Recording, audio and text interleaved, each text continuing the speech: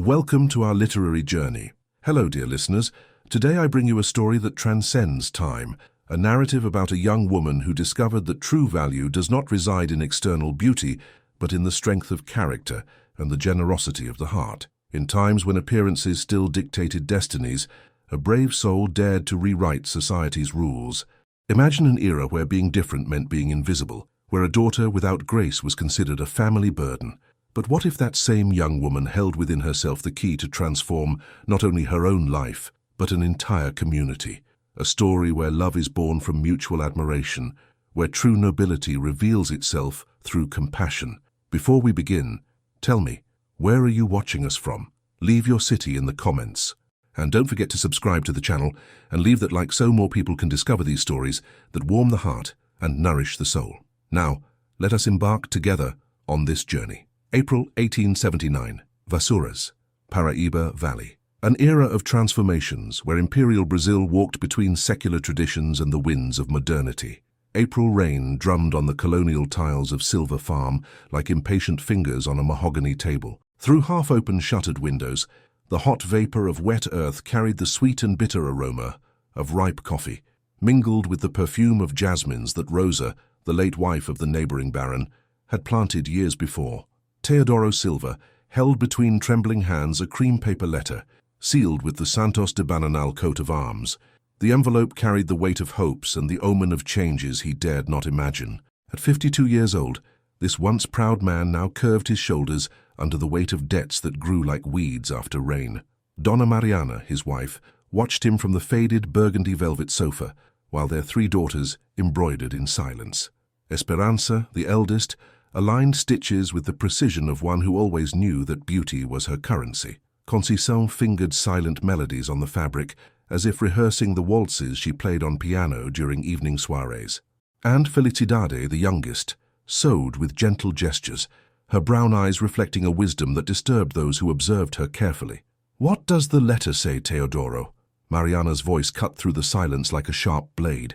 He cleared his throat, adjusted his gold-framed glasses, and began to read in measured voice. "My dear friend Teodoro, I hope this letter finds you in good health. As you know, I have been widowed for 2 years, and my little Esperancina needs a mother to guide her with affection and wisdom. At 40 years old, I feel it is time to rebuild my family." The needles stopped moving. The air seemed denser, charged with unspoken possibilities. "I seek a wife who shares my ideals of progress and humanity, a woman of generous heart, who sees beyond appearances and understands that times are changing. My farm prospers, and I can offer a dignified and comfortable life." Esperanza raised her proud chin, her golden curls catching the golden light of afternoon. Conceição smiled discreetly, her fingers returning to dance over the embroidery. But it was in Felicidade that something stirred deep in her chest. It was not hope, not yet, but a silent curiosity about this man who spoke of seeing beyond appearances. The letter continued, detailing the prosperity of Santa Rita Farm, the free workers, the innovations that Sebastião had implemented after a trip to Europe. Teodoro finished reading amid silence that weighed like molten lead. "Well," said Mariana finally, and in her voice was a calculating coldness that made Felicidade shiver, "it seems one of our daughters will have the opportunity to marry well." But in that look, Mariana directed at her youngest daughter, Felicidade glimpsed something that made her understand that her destiny was being woven by hands that had never truly loved her. The afternoon died slowly, and with it, the life Felicidade knew would come to an end. Dawn came pale and hesitant, as if it too sensed the approaching changes. In the dining room, among porcelain cups decorated with blue flowers and silver plates tarnished by time, the Silva family dissected the letter like surgeons examining a heart. "Naturally, Esperanza will be the chosen one," declared Mariana, serving coffee with mechanical gestures. "Her beauty and elegance are evident." Esperanza, however, frowned delicately. "A 40-year-old widower, mother, with a child. I intended to win a husband at court, someone with his own title, not inherited." The silence that followed was punctuated only by the tinkling of spoons against porcelain. "Then it will be Conceição," murmured Teodoro, but his second daughter was already shaking her head. "Forgive me, father, but João Miguel has already asked for my hand in marriage. The merchant's son may not have a title, but he has genuine feelings for me. It was then that Esperanza, with a smile that did not reach her blue eyes, suggested the unthinkable. Why don't we send Felicidade? The absurdity of the idea hung in the air like cigar smoke. It would be a lesson for the presumptuous baron, continued Esperanza, with cruel simplicity. He who seeks a wife who sees beyond appearances? Well then, let him receive our sister. When he encounters her, perhaps he will understand that some requests are too ambitious. Felicidade felt the world tilt slightly, like a ship touched by storm, not from the cruelty of the words, to these she was already accustomed, but from the sudden revelation that her family considered her a joke to be played on a decent man. It's an interesting idea, pondered Mariana, studying her youngest daughter as if seeing her for the first time. And if he refuses her, as he surely will, we can say we did our part. Teodoro hesitated, some vestige of paternity fighting against financial necessity. But what if he accepts her? Impossible, replied Esperanza with crystalline laughter. Felicidade is, well, see for yourselves. All eyes turned to the 18-year-old who remained motionless, hands resting on her lap like wounded birds. Her chestnut hair, straight and simple, framed a face that did not follow the beauty standards of the era. She did not possess the alabaster skin of her sisters, nor their delicate features. She was, in the family's cruel words, too common to awaken passions. But there was something in her eyes, a depth that disturbed, an intelligence that shone even when she tried to hide it. I accept, said Felicidade softly, and her voice sounded like water flowing over stones. The family stared at her as if she had declared her intention to fly. What did you say? Whispered Mariana. I accept to depart for Santa Rita Farm. If Baron Sebastião seeks a wife who sees beyond appearances, perhaps he will find in me what he seeks. She did not say that for years she had dreamed of a life where she would be seen, truly seen. She did not mention that the letter spoke of free workers, of a school on the farm, of progressive ideals that echoed her own silent thoughts. It is decided then, said Teodoro quickly, before she could change her mind. And thus, between the perfume of jasmines and the aroma of cooling coffee, Felicidade's destiny was sealed with the lightness of one who throws dice, without imagining that sometimes chance can rewrite an entire story. 3 days later, a worn leather suitcase and a cedar trunk contained all of Felicidade's life. The moss-green dress she wore for the journey had belonged to Mariana's mother, hastily altered by the farm's seamstress. It was not elegant, but possessed an honest simplicity that highlighted the serene brightness of her eyes. Benedita, the freed house slave who had raised the 3 girls, would accompany the journey. At 50 years old, this woman of dark skin and golden heart was the only person on the farm who treated Felicidade with true affection. Child, murmured Benedita while helping to close the suitcase, sometimes God opens doors where we only see walls. The farewell was brief and formal. Esperanza offered her face for an air kiss, Conceição waved from the window, and Mariana limited herself to a nod. Only Teodoro showed some emotion, briefly holding his daughter's hand. Be happy, my child, he whispered, and for a moment, Felicidade glimpsed the loving father he could have been. The journey to Bananal would take 4 days, crossing cities that pulsed with the centuries' changes. In Piraí, they observed the railway construction that would soon connect the Paraíba Valley to the capital. The rails gleamed in the sun like promises of future, and Felicidade felt something awaken in her chest, a sensation she would only recognize years later as hope. In Barramansa, they spent the night at an inn where they shared space with German merchants, Italian immigrants and prosperous farmers. Felicidade observed everything with attentive eyes. The conversations about abolitionism that intensified in dark corners, the ex-slaves who worked as free men at the stations, the women who dared to voice opinions about politics in whispered voices. The world is changing, Benedita, she commented on the second night, while listening to German music coming from the inn's main hall. It truly is, child, and sometimes we change along with it.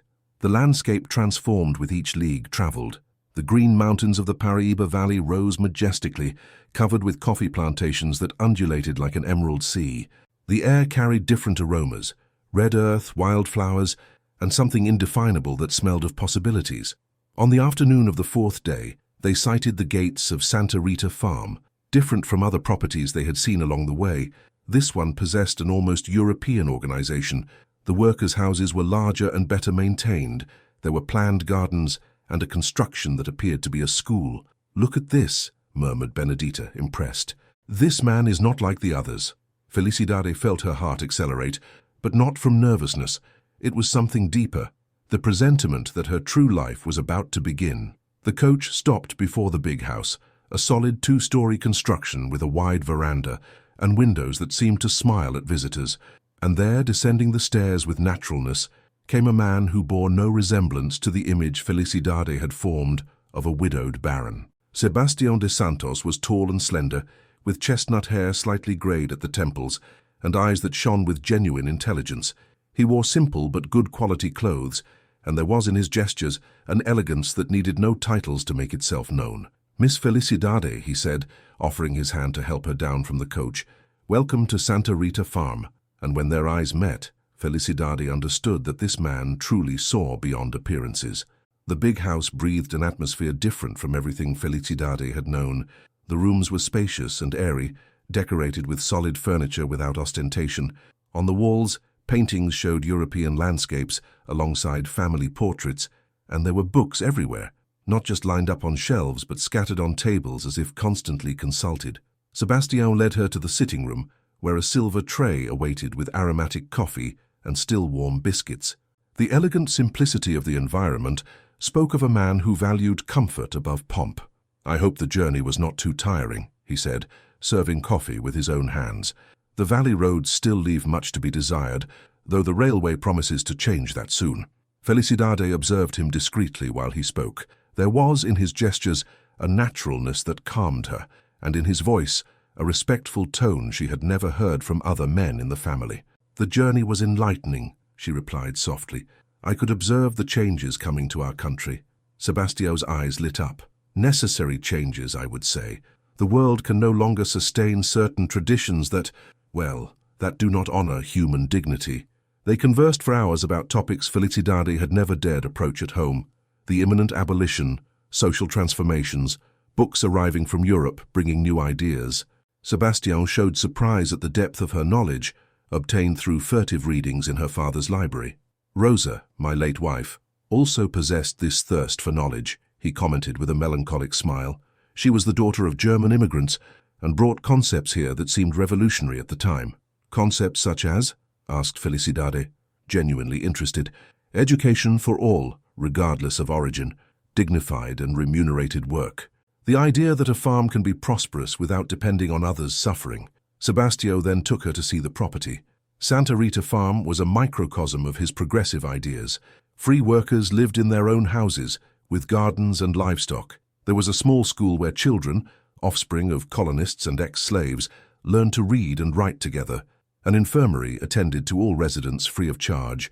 "When abolition comes," explained Sebastião as they walked through the yards where coffee dried in the sun, "we will be prepared.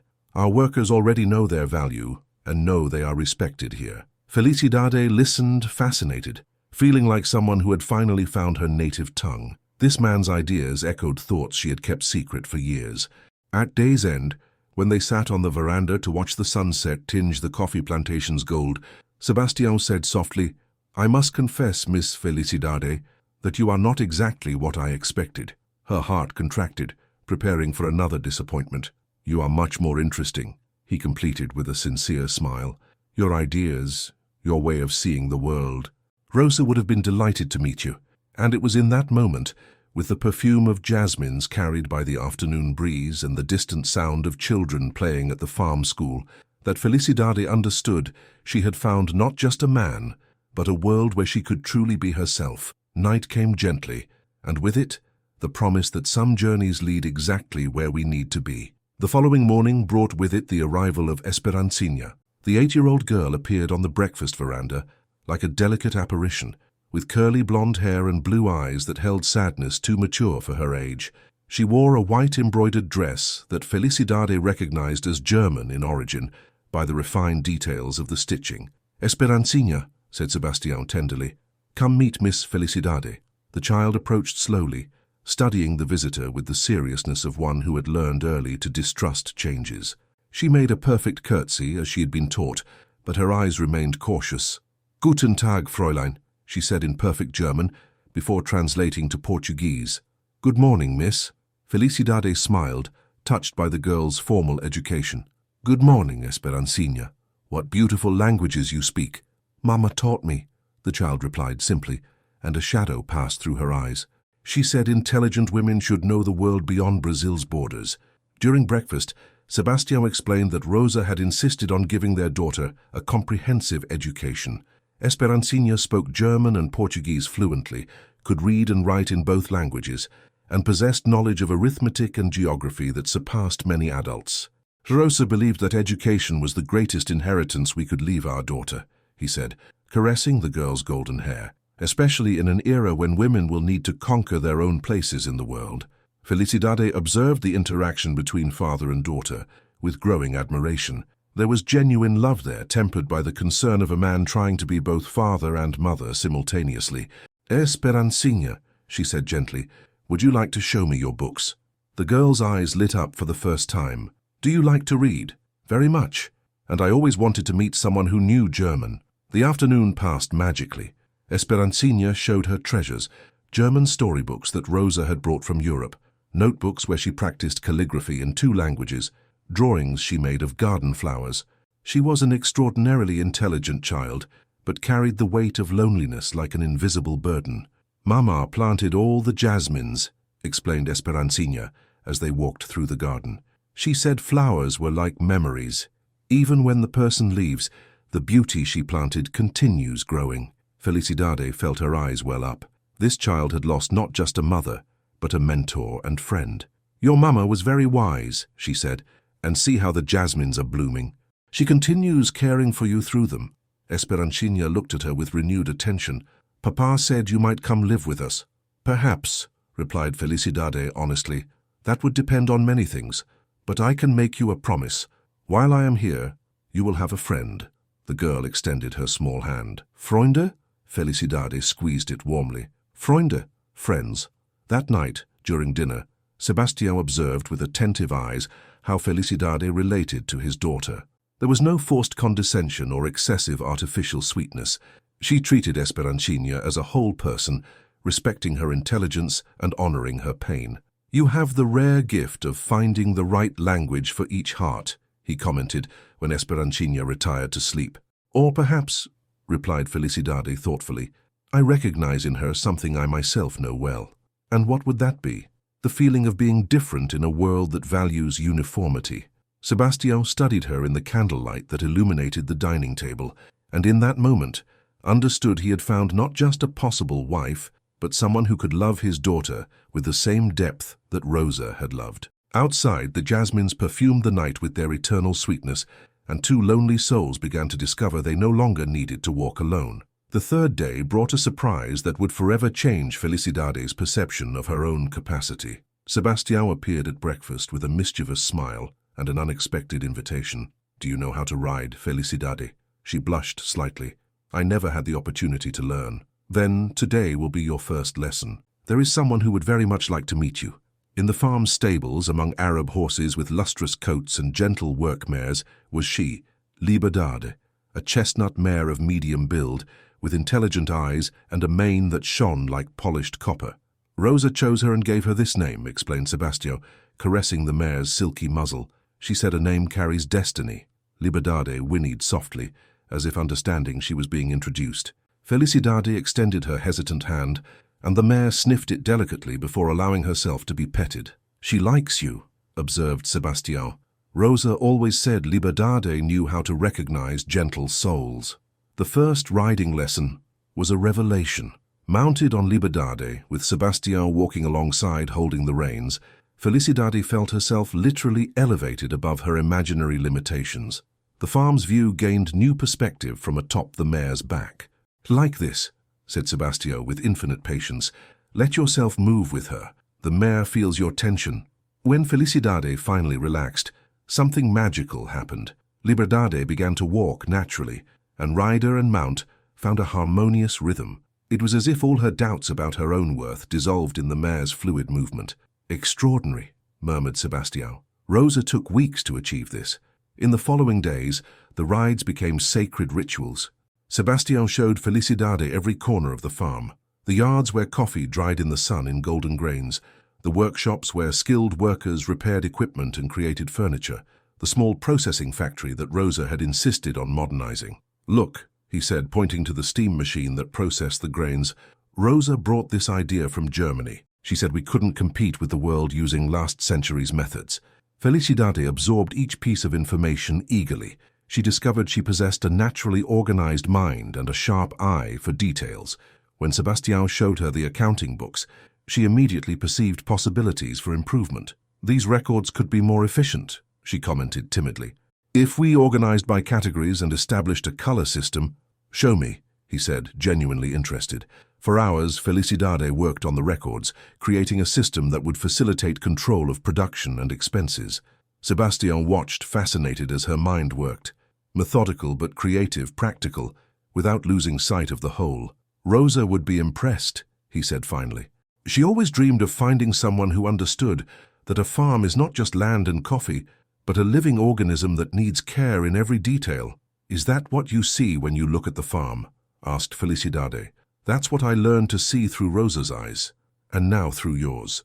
That afternoon, mounted on Liberdade and contemplating the valley that stretched to the horizon, Felicidade understood she was discovering not just a new life, but a new version of herself. The graceless girl of the Silva family was transforming into a woman who could dream, plan, and build. The sun set, painting the sky in golden and rosy tones, and Liberdade whinnied softly, as if she too felt that something precious was being born in that valley perfumed by jasmines and coffee. "Thank you," whispered Felicidade, addressing no one in particular, but the entire universe that had conspired to bring her there. A week after her arrival, Felicidade had already become an indispensable part of the farm's routine. Her mornings began early, reorganizing the record systems that Sebastião had let accumulate since Rosa's death. Her afternoons were divided between riding lessons and long conversations with Esperancina, which bloomed like jasmines after rain. It was on one of those afternoons that the girl asked a question that would change everything. "Fräulein Felicidade, could you teach me to organize the library books like you did with Papa's records?" Rosa's library was a hidden treasure. Volumes in German and Portuguese mixed disorderly, many with Rosa's own annotations in the margins. There were agricultural treatises, German novels, books on education and philosophy that Felicidade had never imagined existed on a Brazilian farm. "Your mother was an extraordinary woman," commented Felicidade as they organized the books by subject. "Mama said knowledge is like seeds," replied Esperancina seriously. "If you plant them and care for them well, they grow and bear fruit that feeds other people." The child's wisdom continued to surprise Felicidade. Esperancina not only read fluently in 2 languages, but understood complex concepts and expressed them with touching clarity. "What kind of fruit did your mother want to plant?" asked Felicidade. "She wanted all the farm children to know how to read. She said reading is like having wings." It was then that Felicidade had an idea that would make Rosa smile from beyond. "Esperancina, would you like to help me visit the farm school?" The school was in a simple but airy construction, where a young teacher named Donna Antonia taught about 20 children of various ages. Children of German colonists mixed with children of ex-slaves, all united by their thirst to learn. "Baroness Rosa founded this school," explained Donna Antonia with pride. "She believed education was everyone's right." Felicidade observed the children attentively. There was precious human material being shaped there, but resources were lacking. Books were few, there were no maps or drawing materials, and the teacher herself seemed overloaded. "May I help?" offered Felicidade impulsively. "How so?" "Well, I know how to organize systems. I can help with arithmetic, and Esperancina here could teach some German words to interested children." Esperancina's eyes lit up. "May I really?" "It would be wonderful," said Donna Antonia. "Some children are offspring of German immigrants and are losing their parents' language." That afternoon, Felicidade and Esperancina began working as volunteer assistants at the school. Felicidade discovered she possessed natural talent for teaching, explaining difficult concepts with patience and creativity. Esperancina flourished, sharing her German knowledge, earning the admiration of other children. When Sebastião arrived to collect them at day's end, he found his daughter radiant, and Felicidade surrounded by children asking 1,000 questions about arithmetic. "Papa!" exclaimed Esperancina, running to his arms. "Fräulein Felicidade is the best teacher in the world. She taught the boys to do sums with coffee beans." Sebastian observed Felicidade with eyes that shone with admiration and something deeper he did not yet dare name. Rosa would be proud, he said softly, as they walked back to the big house. She always dreamed the school would grow and prosper. Esperancina told me about your wife's dreams, replied Felicidade. They are beautiful dreams, worthy of being continued. Would you really like to do this work at the school? More than like. I feel this is what I was born for. Sebastian stopped walking and faced her intensely. Felicidade, may I ask you a personal question? Of course. Why did your family send you here? A young woman with your qualities, your intelligence and goodness. Surely there would be no lack of suitors in Vassouras. Felicidade hesitated, feeling blush rise to her cheeks. Because I am the daughter they considered inadequate for advantageous marriages. Inadequate? Sebastian's voice carried genuine incredulity. I am not beautiful like my sisters. I'm too serious, too studious, a disappointment to a family that values only appearances. Sebastian took her hands in his, a gesture that made her shiver. Then your family is blind, he said firmly, because you are the most beautiful woman I have ever known, and for the first time in her life, Felicidade believed that perhaps, just perhaps, someone could truly see her and like what they saw. The month of May arrived with torrential rains that transformed roads into muddy quagmires and brought with them an unwelcome visitor, a flu epidemic that devastated the entire Paraíba Valley region. The disease arrived silent as mist, but spread rapidly among the farm workers. Felicidade was helping Esperancina with her Portuguese lessons when Benedita appeared at the door, her face grave with concern. Miss Felicidade, many people are sick in the free workers' quarters. The doctor has been summoned but will take time to arrive from Bananal. Without hesitation, Felicidade rose. Let's see what we can do. No, child, protested Benedita. This flu is killing people. It's no place for a family lady. But Felicidade was already walking toward the workers' houses, followed by Esperancina, who refused to stay behind. What they found was heartbreaking. Entire families bedridden with high fever, children crying in pain, strong men reduced to trembling shadows. The farm's small infirmary was packed, and there weren't enough hands to care for everyone. Benedita, said Felicidade with determination, I need you to fetch all the clean sheets from the big house. Esperancina, you're going to help me prepare medicinal teas. But I don't know, the girl began. Didn't your mother teach you about German medicinal herbs? Esperancina's eyes lit up. Mama knew how to make chamomile tea for fever. For the next 3 days, Felicidade did not leave the sick people's side. She prepared teas, changed wet cloths on fevers, fed those who could swallow light soups, and offered words of comfort in Portuguese, German, and even the few words she knew in African dialects. Sebastian tried several times to convince her to rest, but she refused categorically. These people need care, she said simply. How can I rest knowing this? It was on the 3rd night that tragedy struck them. Esperancina, who had insisted on helping despite adult protests, woke with high fever and delirious. The child who had lost her mother 2 years ago now fought against the same fate that haunted the farm. Sebastian paled, seeing his daughter burning with fever. No, he murmured, taking the girl in his arms. I cannot lose her too. Felicidade took control of the situation with a calm that surprised everyone, especially herself. Benedita, prepare warm baths to bring down the fever. Sebastian, you're going to rest while I care for her. I cannot leave her. You're not leaving her. You're trusting me. For the following 72 hours, Felicidade did not move from Esperancina's bedside. She prepared teas from herbs Rosa had planted in the garden, told stories in German to calm the girl's delirium, and prayed with a faith she didn't know she possessed. Sebastian watched from a nearby chair, seeing this woman who had arrived as a stranger devote herself completely to his daughter's well-being. It was not obligation or duty. It was pure and selfless love. At dawn on the 4th day, the fever finally broke. Esperancina opened her eyes lucidly for the first time in days and murmured, Fräulein Felicidade, did you stay with me? I stayed, mein Schatz, replied Felicidade, using the German endearment. And I'll stay as long as you need me. The child smiled weakly and returned to sleep, but now it was the restorative sleep of healing, not the stupor of illness. Sebastian took Felicidade's hands in his. They were calloused from the last day's work, with broken nails and dry skin, but to him they were the most beautiful hands in the world.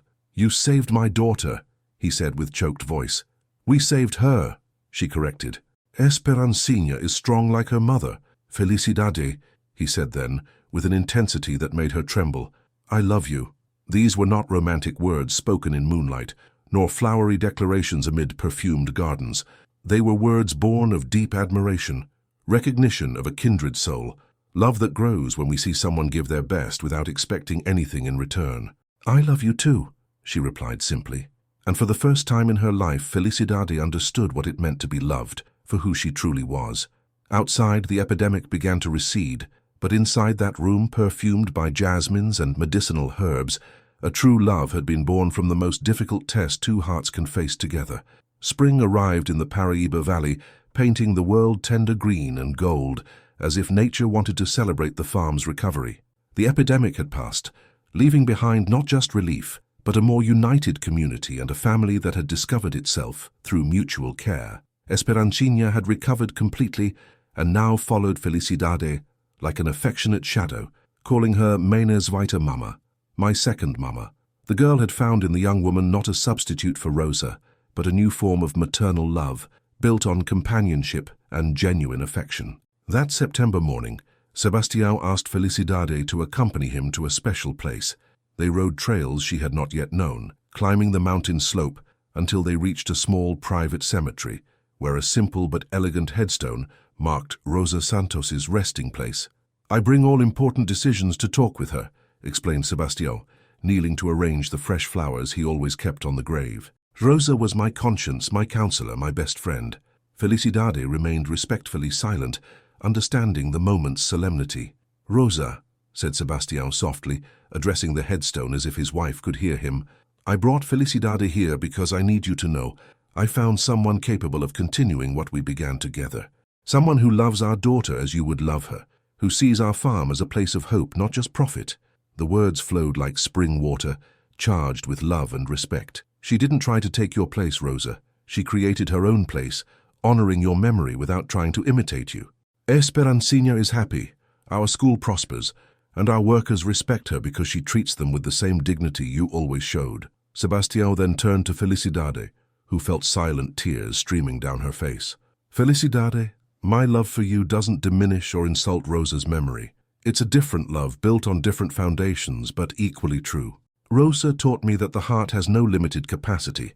It grows to embrace all loves worthy of being lived. He took from his pocket a small navy blue velvet case. This ring belonged to my grandmother. Rosa wore it during our marriage, and before dying, asked me to save it for the woman who could one day love our daughter as a mother and our farm as home. The ring was a simple but beautiful emerald, set in rose gold, with delicate engravings that spoke of eternal love. Felicidade Silva, will you marry me? Not for convenience, not for necessity, but because we built something rare and precious together. Felicidade looked at Rosa's headstone, feeling a benevolent presence that seemed to bless that moment. I accept, she said with firm, clear voice. I accept to be your wife, Esperancina's second mother, and partner in continuing the dreams Rosa planted on this land. When Sebastião slipped the ring on her finger, Felicidade felt she was not just gaining a husband, but inheriting a legacy of goodness and social progress she would make sure to honor. Rosa, she murmured, addressing the headstone, I promise to care for them well and continue planting seeds of hope as you did. The wind gently swayed the flowers on the grave, as if Rosa were offering her blessing. They rode back to the farm in contemplative silence, each processing the magnitude of the commitment they had assumed. It was not just a marriage, but an alliance to transform lives and build a more just future. When they arrived at the big house, Esperancina awaited them on the veranda, as if instinctively knowing something important had happened. Papa, Fräulein Felicidade? Asked the girl with perceptive eyes. Esperancina, my dear, said Sebastião, kneeling to be at his daughter's height. Felicidade has accepted to marry me. She's going to be your new mother, if you agree. The girl looked at Felicidade seriously, then smiled with pure joy that illuminated her entire little face. Ich bin so glücklich, she exclaimed in German. I'm so happy. Now our family is complete again. And when Esperancina threw herself into Felicidade's arms, calling her for the first time Mama Felicidade, the circle of love closed perfectly, proving that some families are built not just by blood, but by the conscious choice to love and care for one another. Autumn 1879.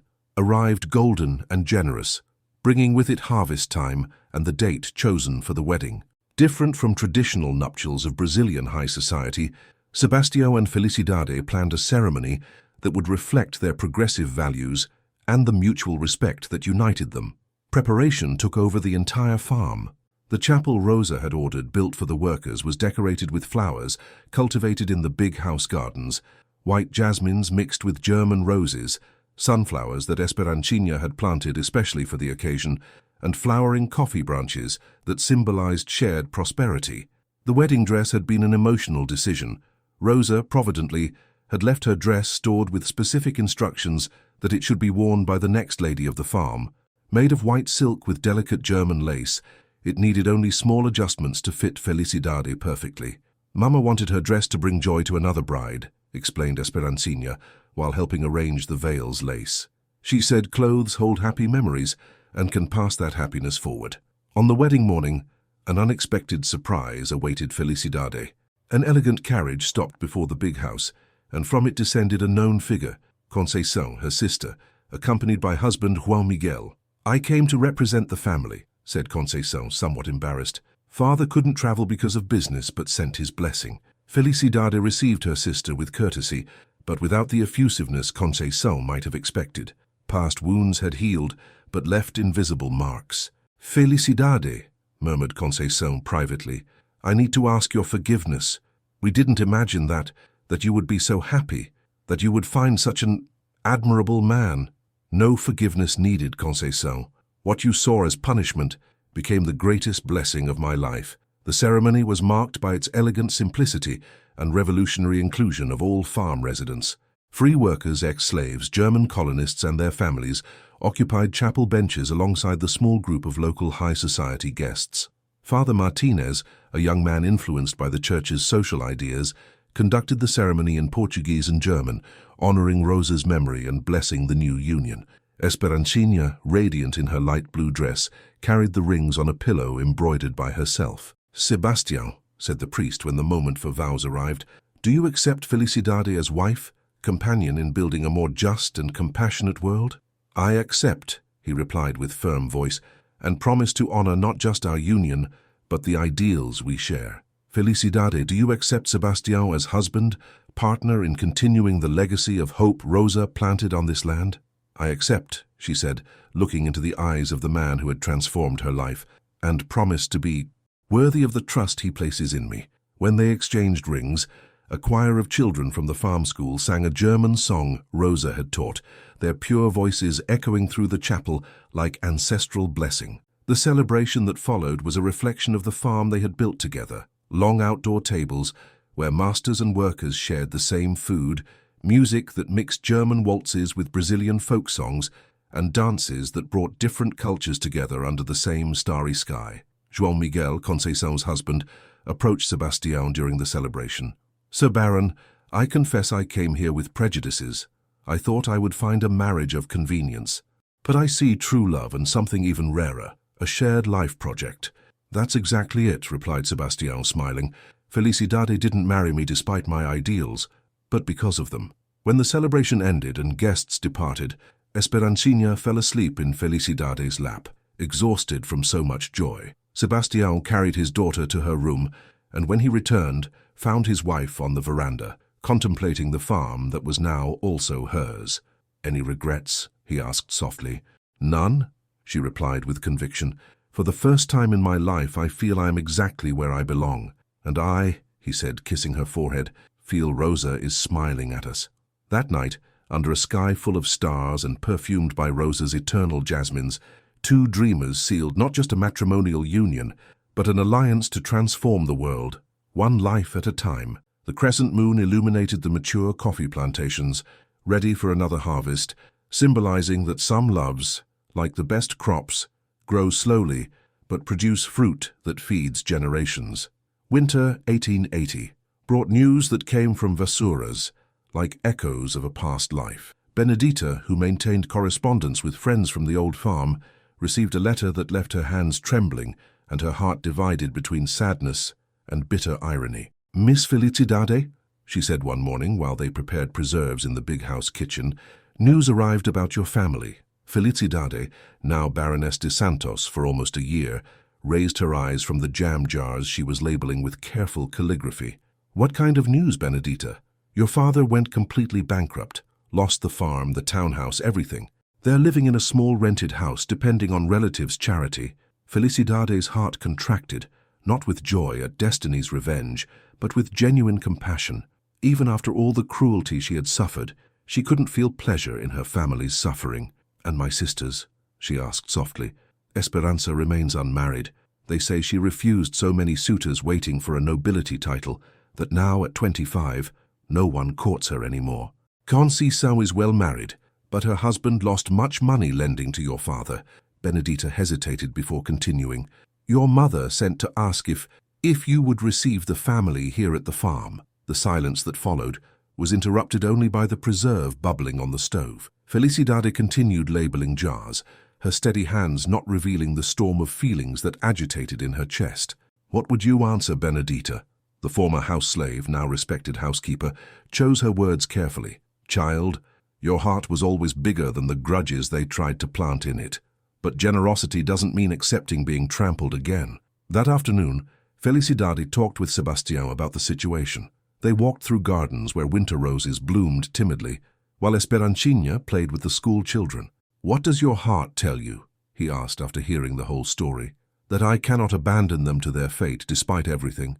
But I also cannot pretend nothing happened.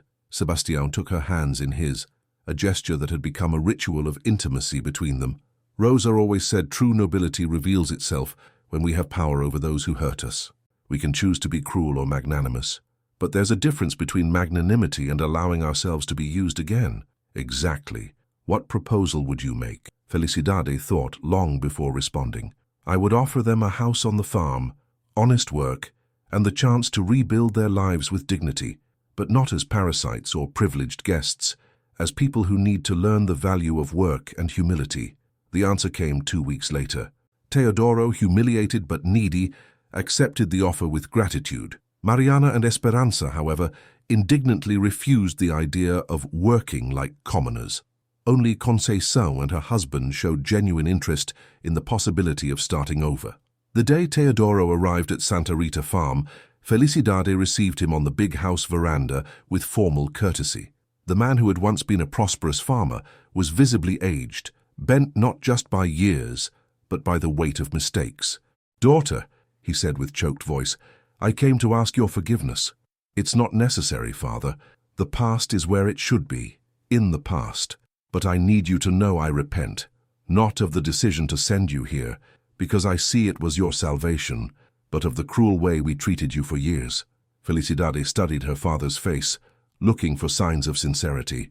I accept your apologies, Father, and I offer you the chance to meet the granddaughter you gained. Esperancina is a wonderful girl who speaks German and Portuguese. Teodoro worked on the farm as assistant administrator, discovering belatedly the pleasure of honest work and earned respect. Conceição and João Miguel established themselves in one of the colonists' houses, he caring for orchards and she helping at the school. Months later, when Esperanza finally arrived at the farm, thin, bitter and defeated by life, she was received with firm gentleness. Felicidade offered her work, coordinating domestic activities, a position requiring responsibility and humility. How can you treat me well after everything?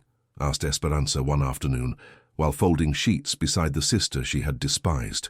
Because I learned that carrying resentment is like carrying stones. It only hurts those who carry them. You were always better than us, admitted Esperanza with difficulty. Not better, just different. And different isn't a defect, Esperanza. It's just different. That night, sitting on the veranda with Sebastião and watching Esperancina play with the farm children, including cousins she had only now met, Felicidade reflected on destiny's mysterious paths. You know, she said thoughtfully, they came here thinking I would save them, but I think in truth they gave me the chance to save myself. How so? By proving I can choose kindness even when it's not easy, that I can be strong without being cruel. Sebastião kissed her temple tenderly. That's why you're a true baroness, my dear. Not because of the title, but because of character. And under the starry sky of the Paraíba Valley, a broken family slowly began to heal, learning that true wealth lies in work's dignity, mutual respect, and the capacity to forgive without forgetting the lessons learned.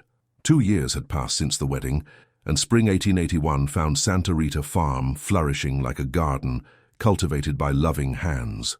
Transformations were visible everywhere. The school now served 50 children in 2 shifts. The small infirmary had expanded to serve neighboring communities, and the processing house had incorporated innovative techniques that increased the quality and value of produced coffee. Felicidade, now 20 years old, had become a respected figure throughout the region. Her reputation for justice and kindness attracted people from distant farms who came seeking advice or help. She received everyone with the same dignity, from impoverished barons to ex-slaves trying to rebuild their lives. That special September morning, she was in the office organizing harvest records when Esperancina burst through the door, radiant with excitement. Mama Felicidade, the governor is arriving." It was true. An elegant entourage climbed the farm road, raising golden dust that shone in the morning sun. The governor of Rio de Janeiro province came personally to meet the model farm about which he had heard so much. Sebastião received the official visit with natural elegance, but it was Felicidade who truly impressed the governor. She conducted the property tour, explaining each innovation with technical knowledge and contagious passion. "This school," she said, standing before the expanded construction, "educates children regardless of origin. We believe education is the only real path to the country's progress." "And can you maintain this financially?" asked the governor, impressed with the facilities. "Education is not expense, Excellence. It's investment. These children will be future qualified workers, future leaders, future conscious citizens that Brazil needs." At the infirmary, she presented preventive medicine programs she had implemented with help from the region's doctor. "Healthy worker is productive worker," she explained, "but beyond the economic question, it's a matter of basic humanity." The governor watched, fascinated, this young woman who spoke with authority about subjects many men her age barely understood. "Sir Baron," he said to Sebastião while they lunched, "your wife is extraordinary. She could be provincial government advisor." "She already is an advisor," replied Sebastião proudly. "Advisor to this community she helped transform." After lunch, the governor made an announcement that surprised everyone. "Sir and Madam Baron de Santos, I came here to invite you to present the Santa Rita Farm model at a conference in São Paulo about the future of post-abolition Brazilian agriculture. Abolition was approaching rapidly. Everyone knew it was a matter of few years, and farmers throughout the country desperately sought sustainable transition models. "Accepting this invitation would mean leaving the farm for some weeks," pondered Felicidade. "But it would also mean multiplying these ideas," observed Sebastião. "Rosa always dreamed our example would inspire others." That night, sitting on the veranda while watching Esperancina teach German songs to workers' children, Felicidade reflected on the journey that had brought her there. "Sometimes I think of the young woman who arrived here 2 years ago," she said thoughtfully. "Frightened, feeling inadequate, carrying only a suitcase and many doubts." "And what do you see when you look at her now?" asked Sebastião. "I see she wasn't inadequate. She was just a seed that needed the right soil to flourish. And now she's a tree that can offer shade and fruit to others." Sebastião took her hand, noticing the changes time and work had brought. They were no longer the soft hands of a family lady, but the competent hands of a woman who didn't fear honest work. "Do you accept the governor's invitation?" "We accept," she corrected. "This work isn't mine or yours. It's ours, and Rosa's, who planted the first seeds. And everyone's who believed with us," he added, observing the lights burning in workers' houses, where entire families benefited from free work's dignity. That night, while the full moon illuminated the mature coffee plantations for another abundant harvest, Felicidade fell asleep, knowing she had found her true purpose. Not just to be happy, but to help others discover that true happiness is born when we serve something greater than ourselves. Rosa's jasmines perfumed the night breeze, carrying with them the promise that some dreams, when cultivated with love and patience, can feed entire generations. Autumn 1882 arrived loaded with changes that would echo throughout the empire. The Saraiva Cotegipe law had freed slaves over 60 years old, and debates about complete abolition dominated newspapers, salons, and farms.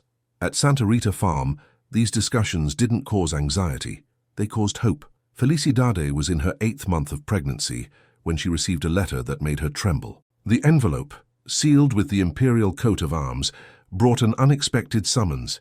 Their Imperial Majesties wished to personally meet the progressive Baroness about whom they had heard so much.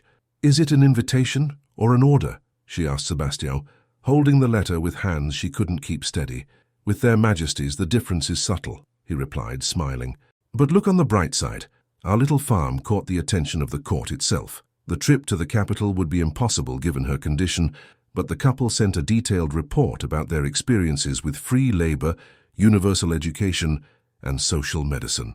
Weeks later came the response that would change their lives forever. "Sebastião," said Felicidade, reading the imperial letter with incredulity, "they want to implement the Santa Rita model on Crown farms." "How so?" "We're invited to form a commission to prepare rural proprietors for post-abolition transition. They call it the Empire's Agricultural Modernization Project." It was recognition beyond their most ambitious dreams, but it was also crushing responsibility. "What if we fail?" murmured Felicidade, hand resting on the rounded belly where their first child grew. "What if we succeed?" replied Sebastião enthusiastically. "Imagine, Felicidade, hundreds of farms treating workers with dignity, educating children, caring for their community's health." Rosa would smile from beyond. Their son was born on a golden May dawn, when jasmines were in full bloom. He was a robust, healthy boy who announced his arrival with vigorous crying. Esperancina, now 11 years old, received him as the brother she had always desired. "What shall we call him?" asked Sebastião, holding the small son with trembling hands of emotion. "Roberto," said Felicidade without hesitation. "In honor of Robert Owen, the English social reformer Rosa admired." "Roberto de Santos," murmured Esperancina, testing the name. "He'll grow up on a farm where everyone is free." "He'll grow up in a better world," corrected Felicidade. "A world we helped build." But it was 2 weeks after Roberto's birth that news arrived that would shake the entire country. A letter from Vassouras brought information about Felicidade's family that left her deeply thoughtful. Mariana had died of pneumonia, still bitter and refusing to accept the humiliation of having a daughter more prosperous than herself. Esperanza, at 28, remained unmarried and increasingly socially isolated. Only Conceição had prospered, adapting to new life with humility and discovering belatedly the pleasures of marriage based on real companionship. "Sometimes," said Felicidade to Sebastião while nursing Roberto, "I think how different it would be if they had chosen to embrace change instead of resisting it. You offered opportunities. Each person chooses what to do with them. But that doesn't make me less sad about Esperanza's wasted life." It was then that Sebastião made an unexpected suggestion. "What if we offered her one last chance? Not here at the farm, but in the Imperial project. We'll need administrators for the schools we're going to implement. Do you believe she would change?" "I believe pain can teach as much as joy." "And your sister had much time to reflect on her choices?" Esperanza's answer came a month later. Yes, she would like to work in the educational project. Yes, she was ready for a life based on purpose, not appearances. Yes, she had learned that exterior beauty without character is like flower without perfume. It attracts attention but leaves no lasting memories. "Forgiveness," she had written in the letter. "I know I don't deserve it, but I would like the chance to honor the legacy you built instead of envying it." That night, with Roberto sleeping peacefully in the crib Sebastião had built with his own hands, Felicidade looked through the window at the farm, stretching under moonlight. 12 rural schools had already been established following the Santa Rita model. 15 farms had implemented free labor programs. Hundreds of families had discovered dignity in paid work and children's education. "Rosa," she murmured to the night breeze that brought the perfume of eternal jasmines, "I think we succeeded. I think we planted seeds that will flourish far beyond what we could imagine, and for the first time since arriving at that valley, as a frightened and underestimated young woman, Felicidade completely understood the transformative power of being seen, loved and valued for what she truly was, a generous soul with future vision, capable of transforming not just her own life, but the world around her.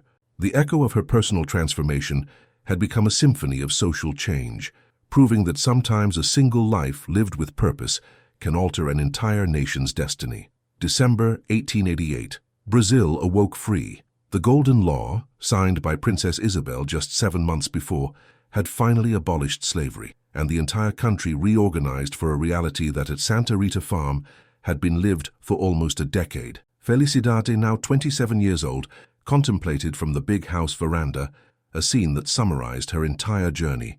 Roberto, at 6 years old, played in the garden with children of ex-slaves, German colonists and free workers, all united by childhood innocence and the education they received together at the farm school. Esperancina, now a 17-year-old young woman, had become a teacher fluent in 3 languages and helped coordinate the educational program that had expanded to 23 rural properties. Her beauty had matured, but it was her intelligence and compassion that attracted respectful suitors who saw in her not just a wife but an intellectual partner. "Mama Felicidade," she said, approaching with a newspaper in her hands. "Look here. They wrote about our work in Jornal do Comércio." The article, titled "The Santos Model When Philanthropy Becomes Revolution," narrated how a remote Paraíba Valley farm had anticipated by a decade the needs of post-abolition Brazil. 23 rural schools, 12 medical clinics, adult literacy and professional training programs that benefit more than 3,000 people, read Esperancina aloud. The project, initiated by Baron and Baroness de Santos, proves that social progress and economic prosperity can walk together. Sebastião, who had arrived silently, placed his hands on his wife's shoulders. "Do you remember the shy young woman who arrived here 9 years ago?" "I remember a young woman who wasn't shy," corrected Felicidade, smiling. "She was just misunderstood. There was a force within her waiting for the right opportunity to flourish.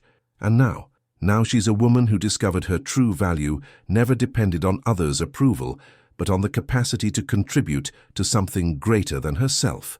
That afternoon, they received a visit that brought unexpected emotion. Esperança, now 35 years old, arrived for her first official inspection as regional supervisor of rural education, a position she had conquered through demonstrated competence and learned humility. The transformation of the elder sister was remarkable. Her hair, still golden but less vainly arranged, framed a face that had gained depth through experience. She wore practical and elegant clothes, appropriate for a woman who worked with purpose. "Felicidade," she said with touching sincerity. "I came to thank you. You saved me from myself." "You saved yourself, Esperança. I just offered the opportunity. For years, I believed my value lay in others' admiration. You taught me that true value lies in the difference we make in people's lives." The two sisters walked through gardens where Rosa had planted the first jasmines, now multiplied in beds that perfumed the entire property. "You know," said Esperança, stopping before the original bed, "sometimes I think about what would have happened if I had accepted to come here in your place." "What do you think?" "It would have been a disaster." Esperança laughed with self-irony. "I didn't possess the vision or humility necessary to build all this. You were the only one who could make this farm flourish." That night, with all the extended family gathered, Sebastião, Esperancina, Roberto, Teodoro, now proud grandfather, Conceição and João Miguel, and even Esperança, Felicidade reflected on destiny's mysterious paths. "You know," she said during dinner, 9 years ago I was considered the inadequate daughter, the one who didn't serve for advantageous marriages." "And now?" asked Roberto with age-appropriate curiosity. "Now I know I wasn't inadequate. I was just special for a special purpose." "What purpose, Mama?" Felicidade looked around the table, seeing faces that radiated love, respect, and admiration. She looked through the window at the farm stretching under moonlight, with its illuminated houses where hundreds of people lived with dignity and hope. "The purpose of proving that when someone loves us for who we truly are, we can become the best version of ourselves. And when that happens, we can help others discover the best version of themselves, too." Sebastião raised his wineglass. "A toast," he said solemnly, "to the Baroness who transformed a farm, a region, and so many lives. But mainly, a toast to the woman who discovered her true nobility never depended on titles, but on the size of her heart." "A toast," echoed all voices. Later, when the house quieted and the family slept, Felicidade walked alone to the small cemetery where Rosa rested. The headstone was now surrounded by a carefully maintained garden, where German roses bloomed alongside Brazilian jasmines. "Rosa," she murmured softly, "I think we managed to realize your dreams, and discovered some others along the way." The night breeze swayed the flowers like an affectionate response. "Thank you for planting the seeds. Thank you for teaching me through Sebastião and Esperancina that true love sees potential where others see defects." When she returned home, she found Sebastião waiting on the veranda. "Talking with Rosa? Giving thanks. For everything. For the journey that brought me to you, for the family we built, for the legacy we'll leave." "And what legacy is that?" Felicidade smiled, looking at the farm that slept peacefully under her care. That we should never underestimate the power of a person who feels truly loved, because when that happens, miracles become possible. They remained in contemplative silence, listening to the night sounds, crickets singing, wind whispering among coffee plant leaves, and in the distance some child's laughter in dreams. In her arms the farm slept. But the dreams they had planted there would continue growing, flourishing and inspiring future generations. To believe that a person's true value is not measured by appearance or origin, but by the infinite capacity to love, care for, and transform the world around them. And in gardens perfumed by roses, eternal jasmines, the wind carried the promise that some love stories, between people, between dreams and reality, between what we were and what we can become, are truly eternal.